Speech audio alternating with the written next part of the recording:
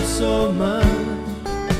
You've given me your word as my eternal soul. When it comes to you, Lord, nothing.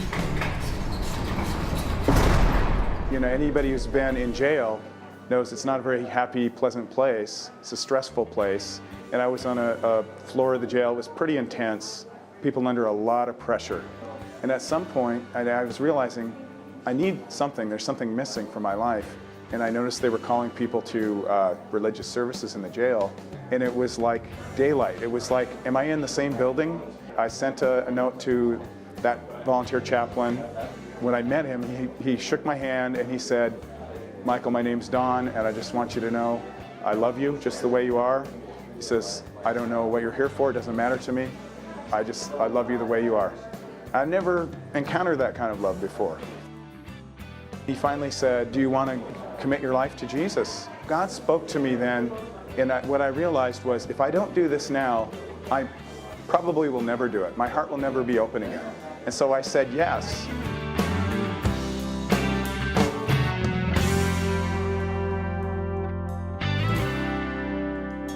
I was running cocaine from San Diego up here, involved with the Hells Angels Motorcycle Club. Had an individual soliciting the apartment while we were in there with a lot of illegal things. After the third time of him knocking on the door, I yanked him in. He happened to be a Bible preacher and teacher. I thought he was a Fed.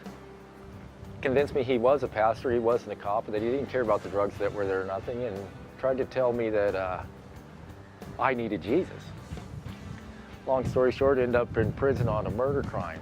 I ended up obviously involved in a lot of drug traffic inside the prison, this and that, and had my roommate walk me in the room so that I could, break out the stuff and weigh it out and whatnot.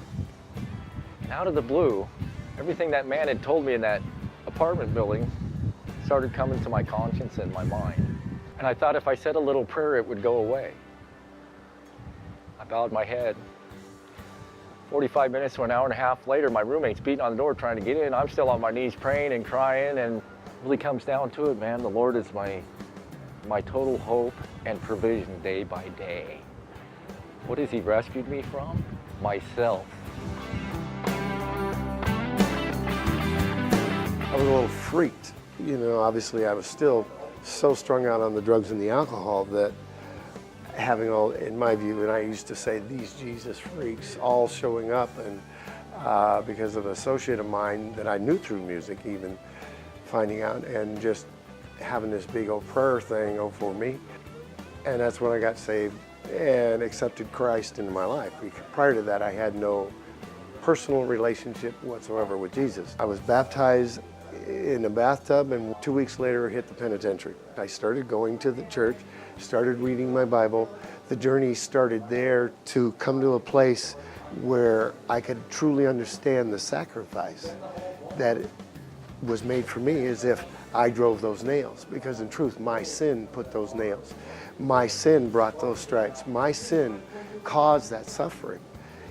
And yet, He went anyway, for me. And it's His love that we want. It's His love that we need. And it's His love